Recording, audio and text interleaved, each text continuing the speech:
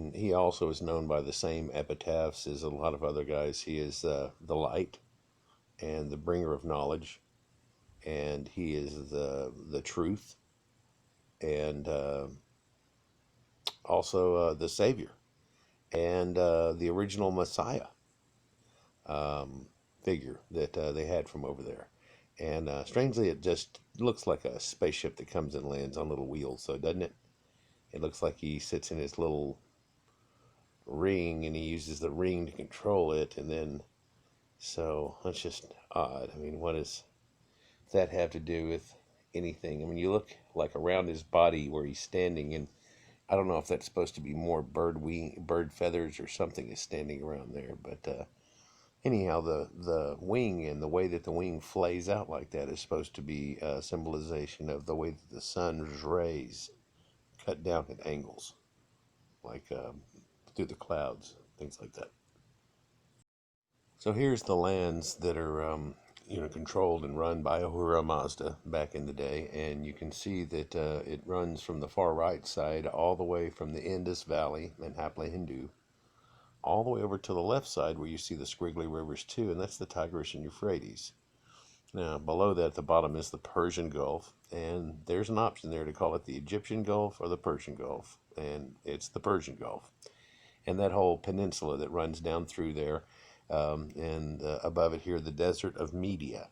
That's what they talk about in the Bible. That's whenever they had to run for it and came over here, and they ran around through here. So a lot of the Bible was run around through what would be Desert of Media, what is a little bit upright of that to where you see Urva, Harayu to the right of it, back through Ragna to the left, up and through those mountains, and then there's passes that lead down through the mountains to the left over to the Tigris and Euphrates, and they really have to choose between one of two, really. The one above the R or the one that's down right over here. So yeah, they had a huge area. It's basically the whole area of Persia, the kings of Persia and things like that. And it's, oh, by the way, that's where Cyrus the Great comes from. And he's a big influence in this also. And this is an ancient depiction of what Ahura Mazda looks like. And there's about 6 or 8 depictions you see that look like this that aren't just a wall relief that they've done of him.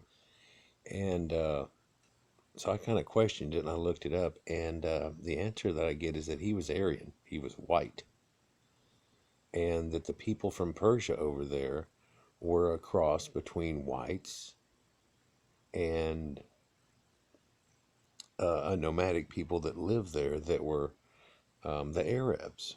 And so to this day you see a lot of Arabs with blue eyes from that area, and they are the Aryans and the Aryan race that comes out of that. And so there are white people that are all up in Europe, but apparently the Grecian people, or the Caucasians of the Caucasus Mountains, had met up with them and done this. And the odd thing is that the Persian people themselves seem to be very much more, of course,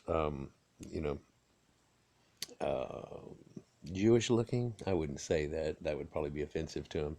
They're very much more Arabic, that's the correct word, looking, and this is definitely not so Arabic. Another weird thing is they say his eyes are blue, that he has blue eyes, and that you can tell his beard is not as curly as all the other people's beards from around there, it doesn't seem.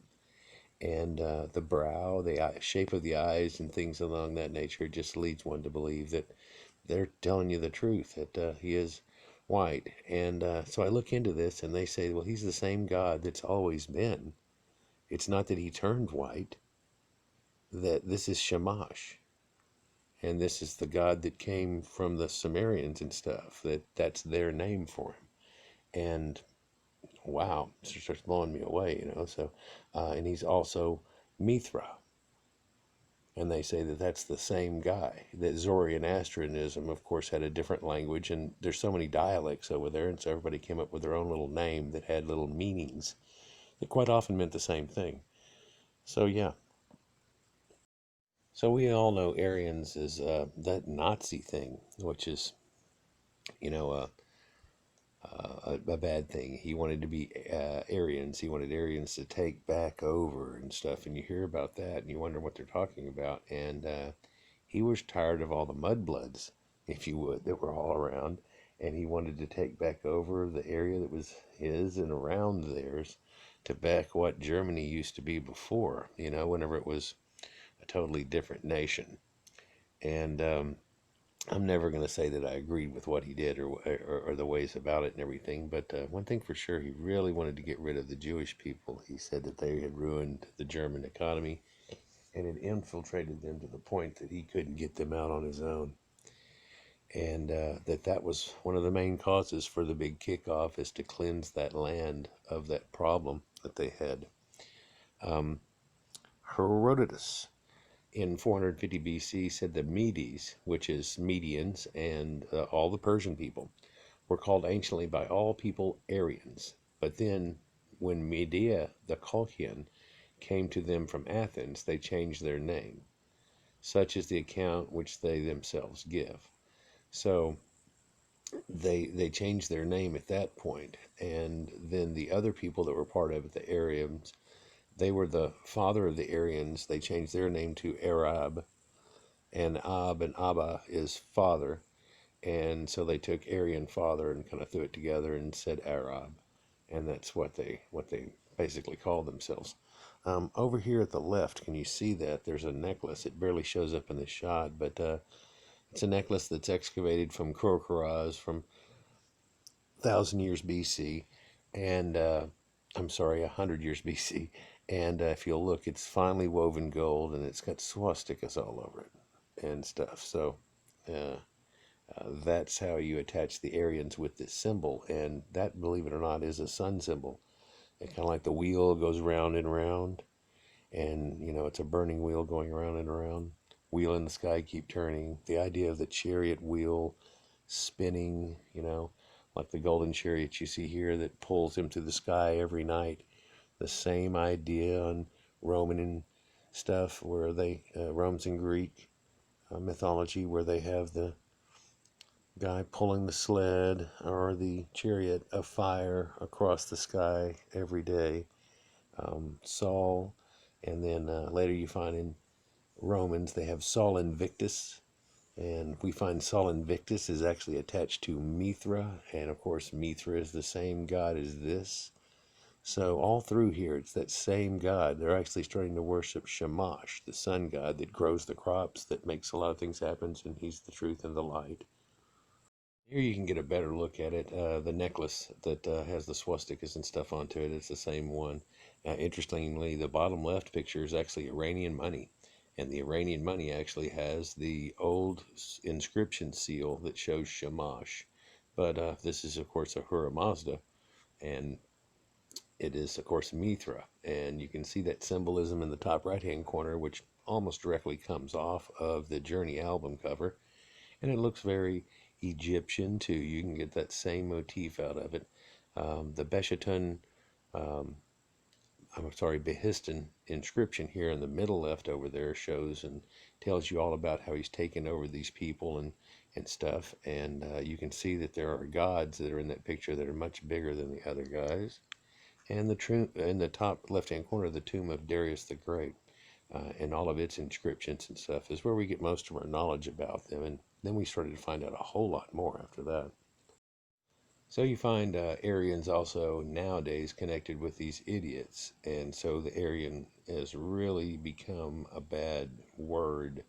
It might as well be a cuss word now. There's these Aryans that has kind of ruined it, but it's basically just white race and white supremacy type of situation we're going on. Well, back then I think the white race was the more advanced of it all, but I think we all, passing around the information to everybody, we're not trying to do anything wrong. We're surely not, you know, trying to be the ruiners of everything. We seem to be going around trying to help everybody out, but that's another topic, I guess. But you can see this Aryan Brotherhood and this sad, sad picture here of Hitler that really doesn't even look correct. And I'm guessing this is supposed to be Satan or somebody over his shoulder and stuff. He says he's from Texas. That sucks. But his name is Birdman with a Y. And He's got his little swastika thing going on and all of his little symbolism and everything in the neck. And one thing about these guys, they definitely put tattoos on their head. And in fact, they like to type the word skinhead on their head. And if they've ever been to jail, they put a mark on their eye for crying. And this guy's been to jail twice, apparently. So, yeah, it's Aryans.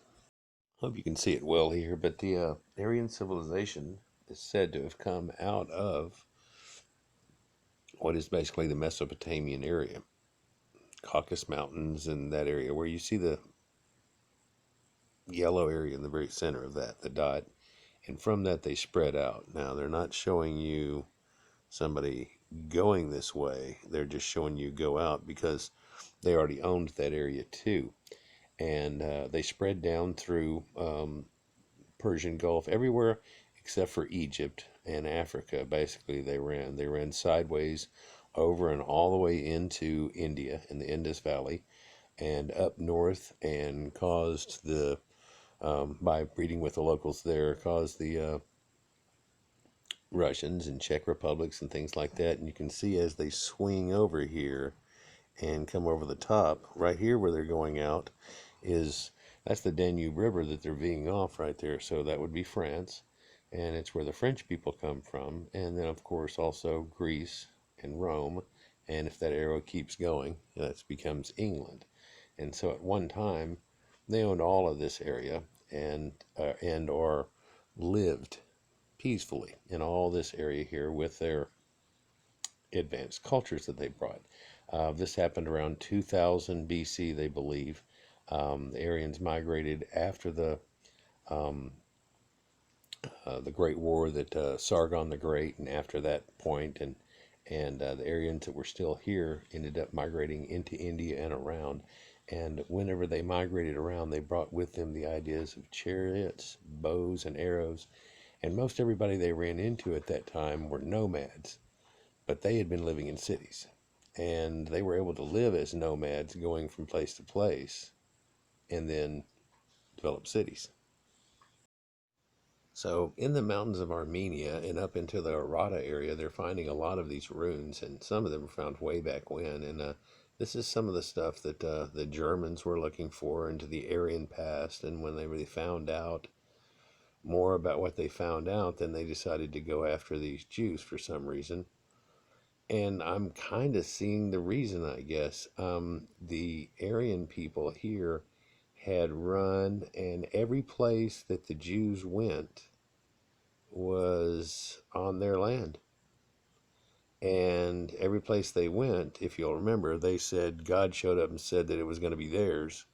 And then they were going to try to cause genocide and kill all the people off in the area. But yeah, well, even though there was little different tribes and cultures over there, it looks like that through that there was the Aryan was the main group that was there, excitingly. But looking at this depiction here, this is supposedly the first thoughts of chess and the game of chess, that this was their representation of it. What they're actually missing is one knight or a horseman on the left-hand side, I believe.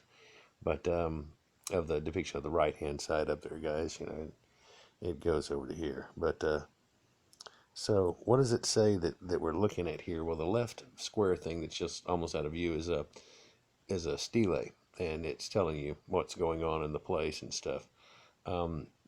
And then as we come to the right there, what they're saying that who this is Apollo, Mithras, Helios, Hermes. Yeah. And so the sun god.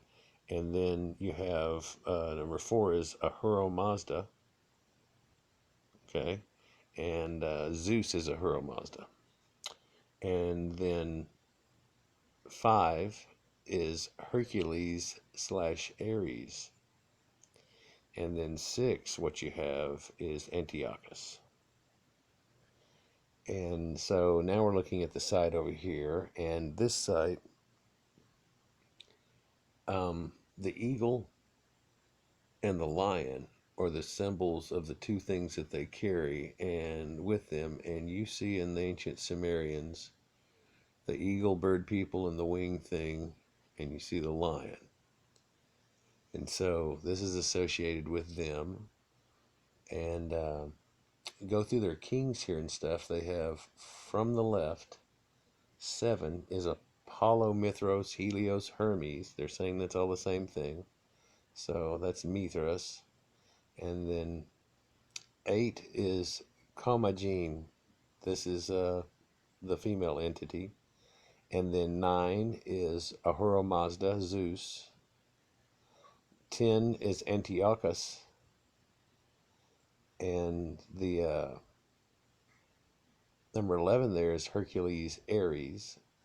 And then you have the 2, eagle and lion. And then that stick sticking up over there at the very end is a stele, a Parisian stele. It says Parisian on it. So it's where you get the idea of Paris too. And the Aryans that, are French. So the French come from these same people. All of the white people and the people that are of somewhat color that have a little Arab kind of looking thing into them but have blue eyes. And they don't all have to have blue eyes. It's like if you have a daughter and she doesn't have blue eyes, you're not an Aryan, throw her out the door. No. But they generally are going to have blue eyes in them and stuff. The green eyes come from Anunna, and blue eyes come from Aryans. And what's odd about it too is the blue-eyed. The only one I can find that's got listings of blue eyes is Enki and his offspring out of the ancient Sumerians. And so, although An, I believe, had blue eyes, and that would have been his father, and the father of Enlil also. But Enlil doesn't. I've found where it said anything about the color of his eyes. I've seen mentions of where Inanna's eyes are green, and her hair is fiery red. And I've seen other things that said her eyes were fiery red. But I think she actually is a redhead. I think she's an auburn redhead, fiery auburn redhead, and she has green eyes. So she's almost that Irish kind of look, and that may be where that comes from too. One early inscription says that they had dragon scales on themselves and fish scales on their mounts. And you're like, what is that supposed to mean? Well, you look at this scale mail that's going on here, and the odd thing is they equate it to the Dagons. And that, people nowadays, they say, oh, those Dagon fish people, they came out, and there's their reptiles. It's not reptilian. They have this type of armor. People are running around in maybe like a diaper thing, and people show up with this type of armor that's already been made, and it just blows them away. It'd be like if you were a caveman and somebody showed up in this kind of armor. Very interestingly, you find this set of ruins. They're somewhat famous in Western Armenia, in the Aratta area and stuff. And this depiction over here, this guy that everybody sees, is supposed to be Nimrod, that he had taken over this area too, and that may make Nimrod white. And it might give the idea of where Nimrod came from, that he would have been half white and half, and nobody's sure, because the daughter of the king had slept with somebody, and they knew that the kid was going to get killed. Now, either they had the Baal worship and the firstborn sons were to be killed, or because she had a half-breed son and she's the princess, they were going to kill it anyhow, so she put him in a basket and floated him off. And of course, this later becomes the story of Moses, but he plagiarized by about 800 years. This is Western Armenia, and the place here is called Mount Nimrod. Mount Nimrod. And nobody puts that together, really, I guess, but Nimrod. And it's Nimur is a leopard, and this is also the Mountain of Leopards. And you go there and you go, I don't see any leopards. You go, you might see one sometime. There used to be a bunch. Yeah, I'm guessing all the hunters and all those guys trying to get their pelts and all that pretty much ran them out, and made it to where they're an endangered species now. But yeah, these rooms here, Nimrod, Armenia, Aratta. And here's DNA test responses from over in Europe.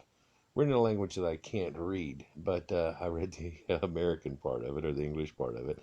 And this is just like what we showed before, where these were the original places and that the people had been. And where earlier I showed you a thing about it. This is where they got the information from, and somebody had like fudged their own little thing rather than using this picture. But it shows you origination of where these people come from, and different tribes that are separated in slight different gene pools that are going on that all become the one gene pool that runs up north, that's slightly got a variation on a theme, a deviation on a theme. And there is a belief that their swing at 2000 BC all the way up around here and coming through and through this area here may have actually caused what we know of as the Trojan War. So these giant statues that we're finding up in the Armenian mountains and this false pyramid that's behind them, if you'll look, this rock buildup thing is said to be the origination of all the people that are around there. And there's finding now that a lot of these sites will date back to 12,000 years or more BC, and that the new place, Göbekli Tepe, which is up in here, has that same type of representation. Interestingly enough, the Sumerian gods say that they came from way up in through the Iranian mountains, straight up that way, and they had originally been in a place called Aratta, and that they moved down into the plains for the people to make the grain and do all that type of thing, and that Bad Tibera became the metal fabricating place, and that up here became the place of the people that apparently did some of the sculptures and some of the more finer artworks and things. There's a story about Anunna trying to get special artworks done by them, and later there's a problem with that exact group of people, but at the time they knew they were all the same. It's just where their original home was. And apparently, right near here somewhere was the mountain that they actually set um, Enki's ship on. And he would take the stag of the Abzu all the way up the Tigris and Euphrates and leave the water. And apparently, this thing could fly and go all the way up to um, Aratta, to his home base that he had, where he had a koi pond and all these little luxuries and stuff. They really thought of it being like the Olympus situation, and until everything goes wrong, because the same mountain is the mountain where we have the eagle and the serpent. And look at my one on the eagle and serpent. Just search it up there in the top if you want to after this, and you'll be able to see where that's how where everything goes wrong. That's where the eagle Enlil eats the kids of and kills them of Enki, and it starts the feud that runs things wrong. In this Aratta area, at least during this time here, it seems like they've changed their look a little bit. It's the next later look where they're wearing a little bit more and more armor, it seems, and maybe even more clothing too. So this was way back whenever they were coming out of the last ice age, by the way. Would have fit right during that time, 10,500 BC to 12,000. So they would be coming out of the last ice age there, and maybe even that Younger Dryas event is centered around this, which I believe is where the meteor came, but that's a different story. But you can see this conehead effect that they've got going on with their conehead caps, and then that conehead cap runs all over the place.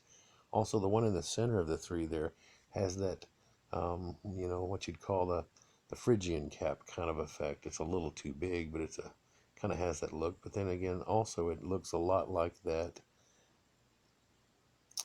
Samoan and Polynesian hat that they have with the crest coming up onto it like that too. So yeah, and it's could be where they say they had the Dagon fish hats and everything. Well, this is not a Dagon fish hat. The fish hat has the mouth on it like the Pope's has, and that is where he got it from, is the Dagons. And so it's like encapsulating everything. He's making sure he grabs the Roman Catholics make sure they grab from everybody. Then again, who did they get it from but the Jews? So, and with these plated horses, these reptilian beings that they would get on and fight, that's supposedly how we perfected warfare, chivalry, and all the things that come about that. The very first true knights that you have come from this group of people here that You can see well shown. I'm not sure who the guy on the left is. It may be a sparring partner or something's going on here. But then there's a crier back in the background, or a squire, as you would say, somebody who's learning, and they are carrying the pole of the fish dragon thing, which definitely would throw a Dagon situation at them again too. And there you go with that fish scale thing and the whole thing that goes with it. Like they're kind of embracing it for a while, but you know, yeah. And so at one time, somewhere around 700 BC here, they owned a territory that delved way down into India and way up here into the north and west. And it looks a little sketchy up there, but they can find remnants of them, temples, things that just literally point to them. But also something interesting to note, they had also gotten into Egypt at the time down here at the bottom. And so they're definitely going down through there also. It also shows that they come all the way out into the Thai area, that they even had a stronghold for a good long time in the edge of it and up here in the top. And this would be Mongolia right here, people. So, and so they may have had a lot to do with the Mongols. I don't know if they had blue eyes mixed with them or not or anything. And if there's any blue-eyed Asians or Chinese, but if they are, it's generally because of that. Now, I did a special on Sumerians that are over there, and they have blue eyes in a lot of their statues, too. I'll show you a picture of how the blue eyes that come from the Sumerians, they basically come from right here. These Sumerians end up spreading out through everywhere. And this ironically looks just like the map that they have of how the Cro-Magnon man spread out through the continents from out of Africa. In the out of Africa model, they really show that it starts right in here somewhere and it spreads both ways. Actually, three ways. And so one key thing about Aryans here is that they have blue eyes, and they're apparently the bloodline that carries the blue-eyed trait. And so you have a lot of English and things that are in there, and a lot of English are extremely white, and so you'll have that. But this family down here really thinks they're an Aryan family, and with their kids and everything, and they probably are. Although I don't know if they got dark blue eyes, or all it takes is somebody, one or two in their family, to have that look, I guess. But here we go, all the way from ancient Egypt. Here's a Sumerian statue. There's another Sumerian statue. This is a Grecian type statue here. Another ancient Egypt. All three of these are Egypt. This is Nefertiti or Hatshepsut. Look how white she looks when you think about it.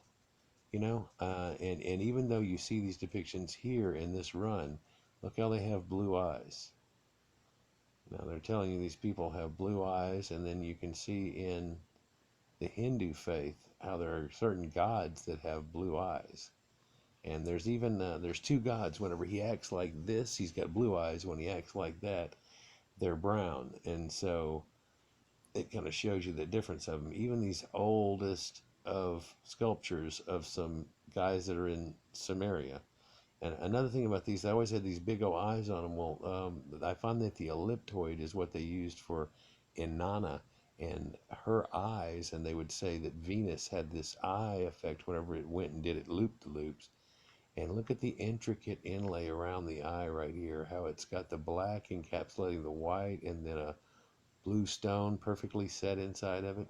This is ancient, real ancient. Very nice showing thing. And you can see this picture here where this guy has taken and gone through the trouble and saying, well, look at all these swastika symbols too that are attached to this. They're all related to the sun, and that there's sun worship, especially in the Aryans, because the Aryans, they come from Ahura Mazda and all the things. Well, that's where Apollo and all those type of things come from too. So here's a little good group, I guess, grabbing of it here to show that, people think that that's an Aryan look there, blonde hair and blue eyes. That's what Hitler wanted, all the blonde hair and blue eyed people. Remember that? Down here, I don't know if you can catch the bottom of it here, a little blonde kid holding the Nazi symbol. But this is what an Aryan looks like right there. Now I know he's got a turban on his head and he's got his beard and red stuff thrown into it and everything, showing he's an elder. But hey, if that guy hadn't been working out in the sun all day, he'd actually look more like this guy here. And yeah, I can see that they're Persian. He's got a Persian look to him and everything. Yeah, well, these are Aryans. These are white people. These are white people that have lived in the desert for a long time, that have a little bit of, Arabic people mixed in with them, and perhaps some of whatever ended up being the Jewish people. But here they show how they 1750 BC, that from Hindu Kush the Aryans came down and went through India. And I'm not sure India was well populated at that time, or what. But yeah. So here's one of the key things that Hitler found that drove him the way that it did for the Aryan thing that he was going after, is the fact that swastikas, exactly like that, same swastikas, really very few of them turned the other way. In fact, the only ones we can find turned the other way are ones that are window effects, and when you go inside, they would be looking the correct way, right? But and that and a couple of tile works. But let's look through these from top left up here, coming across. India has an inlaid one. Russia has that crest. There's the German cross with it on there. USA has it for Crit Motor Company in Detroit, Michigan, and a few other symbols, but of course we won't have much of that here, will we? The Etruscans right next to that. This is an old medallion from over 2000 BC right here, and it's got it on there. In Iraq, that's a Sumerian bowl right there, and you can see the symbolism on the bottom of that, the fish, and there's the sun, and so on. Now let's go right here and just work our way over. This is American Indians. This is Hopewell Indians in America. The next one over is the Hittites, and it's a grid thing that they have that has them. Next over in that clay pot that's white is Peruvian, and it's got the exact same symbol on it. The next one over is the symbol from Tibet, and it's carved onto a human skull. The next one over is Navajos, and it's the sun and the rain god. And people are like, well, where's the sun? The sun's the big thing that encapsulates everything. Here's the different types of showers and storms. You can kind of see that, I guess. It's kind of hard to see on here a little bit. Poland has the same symbol. So you can imagine their horror whenever Hitler come rolling up with that on him. Now we look at the next row over, this one here, and we get to Thracian. And it has that double eye symbol, the double-headed eagle. And that's where that kind of comes from. And also that has that same look of the head part as the Agigi thing with the blue eyes that really is some Anunna Venus type statue. Next we have the Anglo-Saxons, and there's a brooch or a ring, I think it's a ring, that they have a brooch that looks just like it, and also a clasp that goes on somebody's cloak that looks exactly like it, all from Anglo-Saxon area. And there it is. And then you have Korea right here in a ceramic that is said to be, 1,500 years old or more. And the Anasazi people, ironically, have a bowl right here that looks just a lot like that bowl up here, but it's the Anasazi people from lower New Mexico area here in the United States that you may have seen before. They built special structures all up in the walls of caves and along canyon walls. They built their houses into canyon walls up off the floor and things like that. It was pretty neat. The Basque culture here even shows the same sun symbol, definitely marked as the sun, and it's dragon heads running in a circle on this one. But and also this symbol here is Armenia. And of course, where we were looking at some of them, they have that same symbol there. You can see it all the way at the end run here. Hopefully, let me raise it up just a little bit. You can see the Aztecs that are over here. There's the Aztecs. And they have that same iconography. Now, we won't have much of this because they burned it all up. But down in Ethiopia, and this is built into a church, and when you're standing inside the church, you're looking out at that. And I've seen a video where they went to that, and they go, this is a sign of something else. And he goes, we had it long before they tried to ruin our symbol. Right. Japan even has it on one of their old crests. It's just around the world. Look at this weird stuff. Here's the Anasazi thing. where it very New Mexican art, and it's got it there going on. The Basques have it here as a propeller type setup, but they also have straight up swastikas. And here's one in Israel, actually in an Israel mosque. So boy, didn't that come across wrong to them and everything. But yeah, definitely that has attachments. And Hitler found that Aryans had basically had this symbol. They were the ones that passed it around to everybody, and it looked like it was all over the world. So he came up with the conclusion that Aryans ruled the world at one time, and everybody else was screwing it all up. So we need to get rid of them. I have the total belief that there's a spice of life. I don't want to have potato soup. I want potato soup with bacon and chives and onions, some salt, some pepper. Gotta have some pepper. I want, I want something in there. How about a bean? Maybe we can get a bean mixed in there too with a little bit. How about a chunk of ham when you cook it? Right. And that's what makes the best stew. And the best stew is not American stew. The best stew is not Egyptian stew or African stew or anything. The best stew, there's two things here. The best stew is your mama's stew, and the best stew is world stew. America is the great melting pot of a stew. No, no, no, no. Now the world has gotten smaller. The world is world stew. And it all tastes so good. Don't diss anything out of it. Get used to onions. And if it's not enough and everything, here's the ancient swastika symbol on all types of money. Each little pair left and right, it's a front and a back. There you can definitely see white guy, Augustinish kind of looking guy, pre-Caesar, definitely. And next to it, swastika. Then you see a guy with a beard. This is maybe a Germanic type coin, but no, the writing that goes around that's definitely like a Hebrew type of thing. It looks like or old. Man, I can't identify that. The way it looks just so wiggly and shitty. But it's somewhere from over there in Babylonian area. Next one over is a Babylonian coin with a lion on it. Next one down over here has almost a Sanskrit type of look to it here, but there's a swastika on it. There's an Aryan coin next to it there. I'm not sure where that comes from, but I can tell that's an Aryan person there, definitely like a king looking guy, and swastika with the sun, even, rays coming off of that. You can see the sun rays coming off of that. Next one over is a real elder coin from here. People have said this thing is over 2000 BC, and it definitely has the symbol onto it. All the way down at the bottom row over here, you can see that cutout coin. That's a Taiwanese coin, or one that would be like Angkor Wat area type thing that they had found in a temple. And it has the hourglass. It has the swastika of the sun up and down. The thing on the left, nobody's quite sure what that is, but the one on the right is an hourglass, so it's got time and sun and whatever the hell that thing is on the left-hand side to it. And just swastikas all the way abound. Look at this odd coin here. It's got a Mercury symbol onto it on that side. Now, I don't see the swastika on it. I don't see it on the other side either. But they've got this in this thing, so I guess they're taking the Mercury symbol to be more of a swastika there. And here again is a Greek coin like this, and it's got Pegasus on one side, and on the other side, bam, the sun. Well, it was the winged horses, remember, that flew over, that brought the chariot.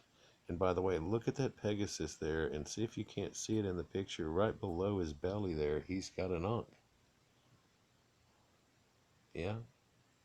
So swastikas are not a Hitler symbol. They're a symbol of the people of the world, and he abused the hell out of it from what he thought he learned from it. Not bad. Hitler bad, symbol good.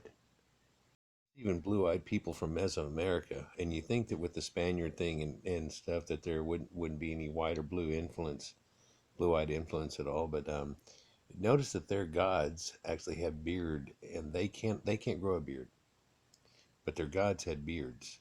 And that'd be just the weirdest thing at all to everybody that's a population. Imagine that nobody in America or wherever you are right now can grow beards, but your God had one. How would you come up with the idea they had one? Because you can't really grow one. It's just odd. But This dates pre-Inca. This find that they just found now in a tomb burial. Check this out. Archaeologists say the ancient sea dates back to the warrior culture that flourished in Peru even before the Incas came to power. So there's your blue-eyed god thing. And what they're finding also is that's like a blondish brown hair right there still sticking out. And there's a lot of these reddish or auburn hair. The Sumerians, I know at least some of the Sumerians had an auburn type hair, and they tanned well. And now this blue-eyed statue, once they got it apart, it had blonde hair onto it, and they found a grave marker that showed how they dig way down and bury these people with these masks on, with these eyes. And they found remnants of these in a lot of these museums.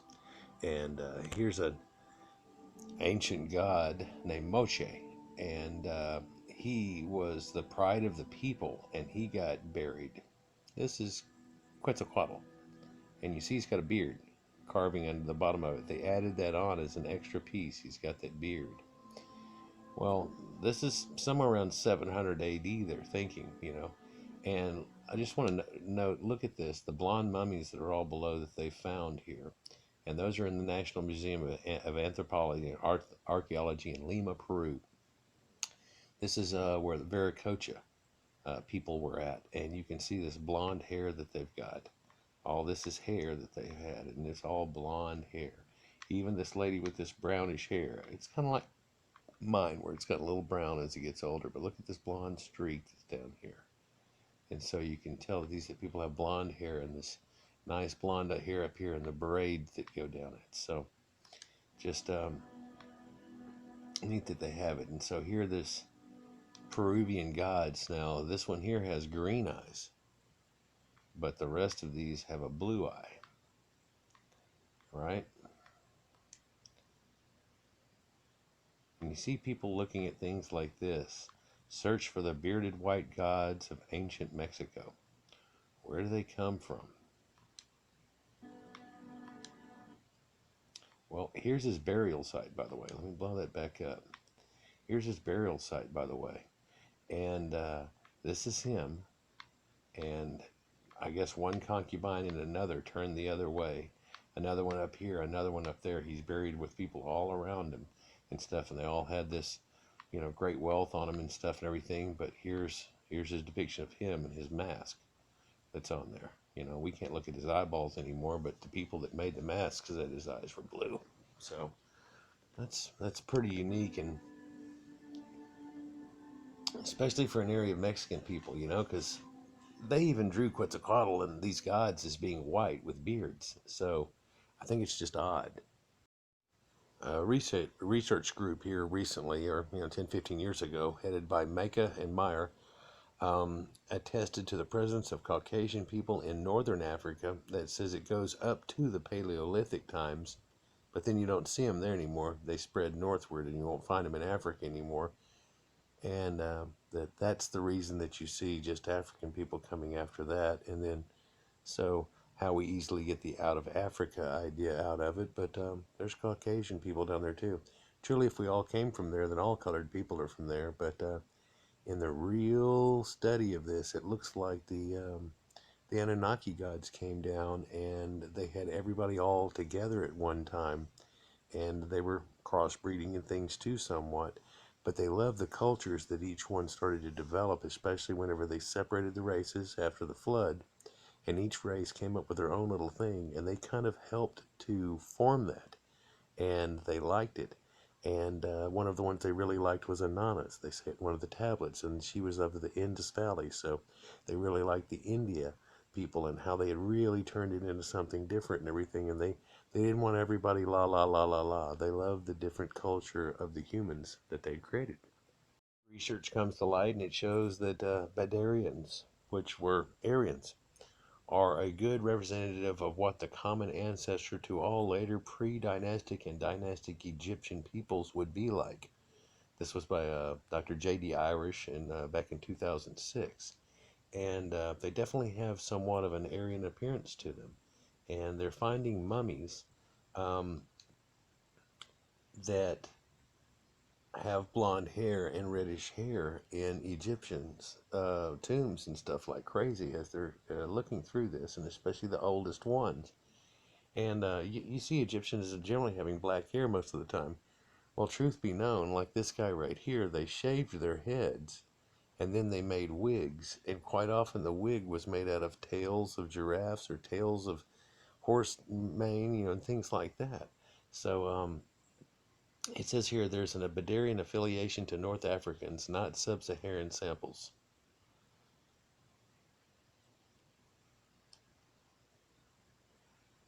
So that puts these Badarianish Nubian type people as actually being white in the first place.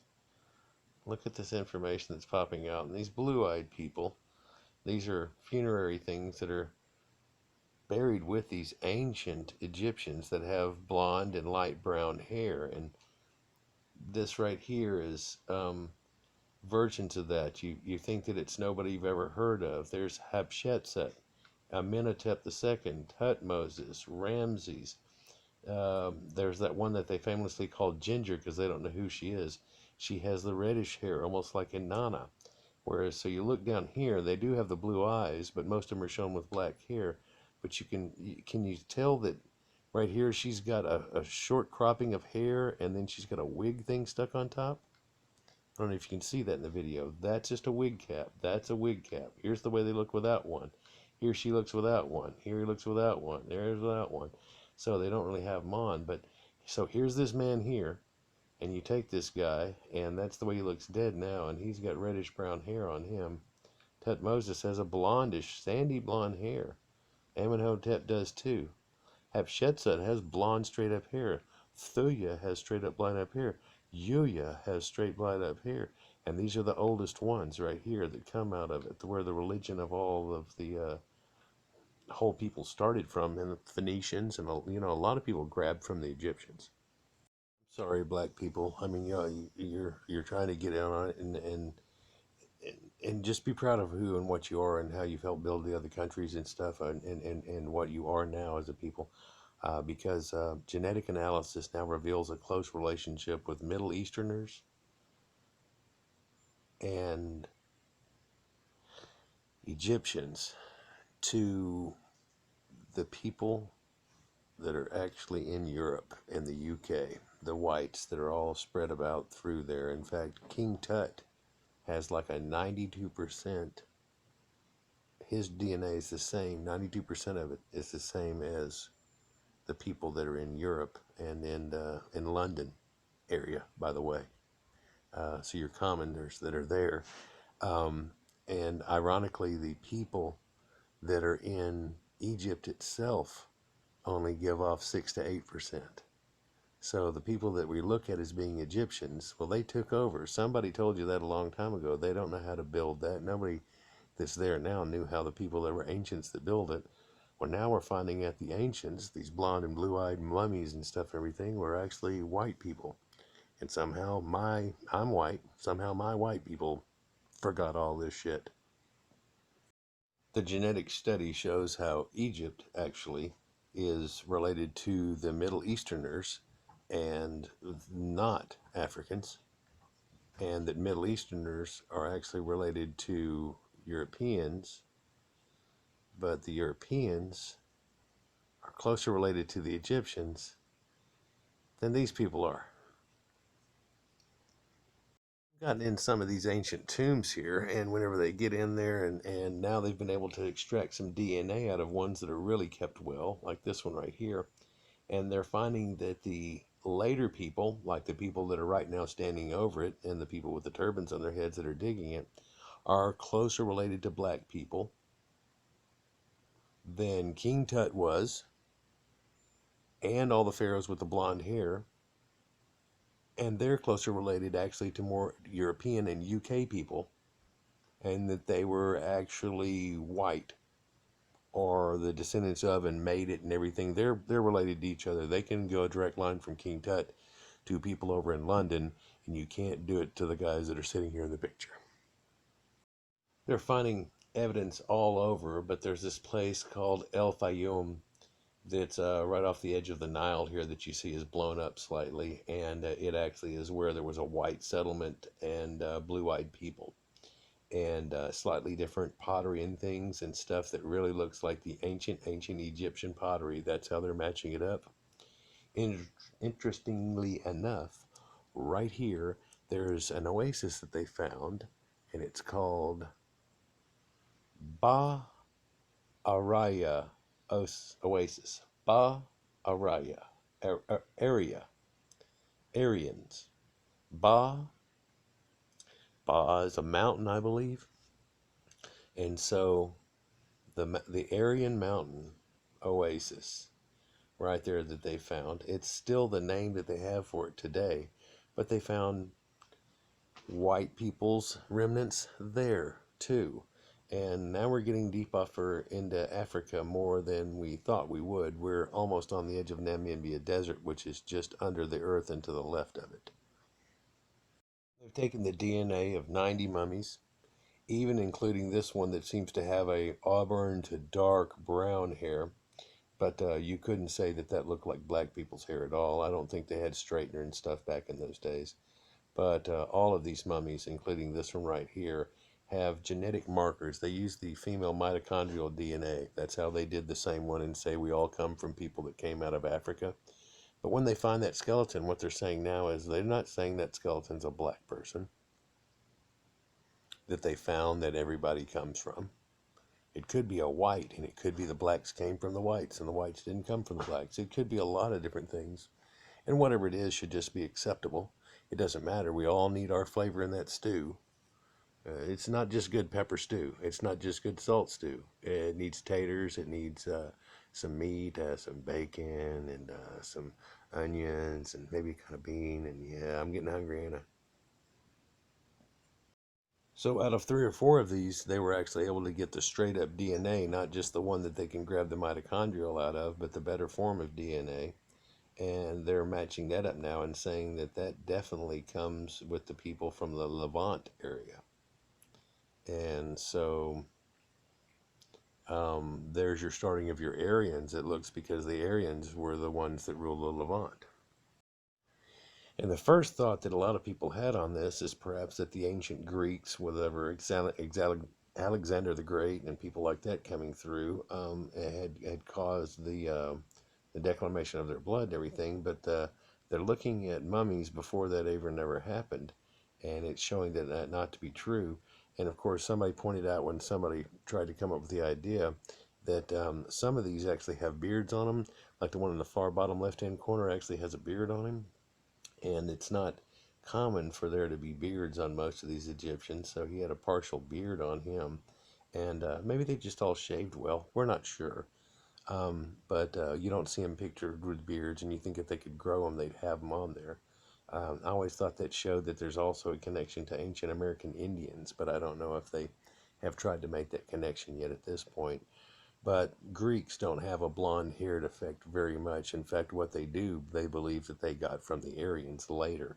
So this seems to still put it in the Egyptian equals Aryan thing. And they compare their DNA to the sub-Saharan African people and Sudanese and even the Ethiopians. And they find that they have very little genetic ties with the Egyptian. In fact, a lot less that the Egyptians have with them than the Egyptians have with the Aryan thing. And by looking at it deeper, it almost looks like that it would have to be the Aryan breeding with the mix that became Egyptians, and the Aryans leaving out from there. It's their thesis right now on that, but it's a new thing that they were the ones that had started and perhaps even built the pyramids. And here's a mixed map that shows you where the graphically are finding all these guys at. And out of the markers that they have where all the dots are on the top board there, the yellow ones to red show how much they really think that it's attached to it, lesser and more shared drift. And they're getting key markers in there, and even the triangles that are on there that are pretty much locking it up to where you could almost pull ancestry off of it, by the way. And the yellower they get, I guess it's better on there. When you go to the bottom, The red admixture z-score is showing you the farther off they get, -15, all these type things. And you see how there's so many reds in the bottom. I don't know if you can quite pull that or pick it up, but there are some yellows mixed in there too, and mainly in two little sub areas there that they found, and in one tribe right in the center of Africa. And so what they're gleaning from this information is that the Egyptians are much more of the Northern Europeans than they are the Africans. And they're saying that the marker that they see that even comes in from Africa is a late marker. In other words, this happened in the last 1,000–1,500 years, and the mummies that they're looking at are the top markers, and the top markers say there ain't none down here, it's all up top, and that people in Europe actually are related to the first mummies of Egypt. One more good example of this, you read graphs different ways, things like that, but what we're showing in this one here, what they're showing here is that this little center right here is the Egyptian thing, and they're trying to show you who's close and who's far away. And by looking at the grid that's over here on the right, which I guess you can't quite see all of it, but the grid that's over here on the right, it shows you that the red are the Bedouins and Canary Island people in the red triangles, and the red star are Druze people, and a solid red star would be a Libyan Jew. And so what we're seeing over here is that the Libyan Jews are way the hell far away. The other people in the open stars are here. But what we're seeing real close to it are these little circles and the yellow dots. Well, the circles are Albarian, they're Dinka, they are also the Iranian people, and the yellows that are there are Jordanian and Palestinian people generally, and they have a lot of Iranian in them, and you do see to this day even people over there that do have blue eyes and such, and this is where we're pulling that out of. But you can see over here to the left the way this thing pulls out and stretches, and you'd want to, this would be good, and anything out in here would be far off, and anything way up here, like the Jews would say, nah, not so much. They go on to say that so it looks like Egyptians and then the Middle East or Sumerians or Babylonian people actually have about a 72% grab, and it even goes up if you pick out certain European populations up into Europe and things. That sub-Saharan Africans only pull 16%, and that's actually later in the DNA that they would pull off something more like 4 back in the day. Way back at the start of the pharaohs and stuff is where we're looking at. Whenever you're comparing the same thing, like when these statues are from, not a modern look.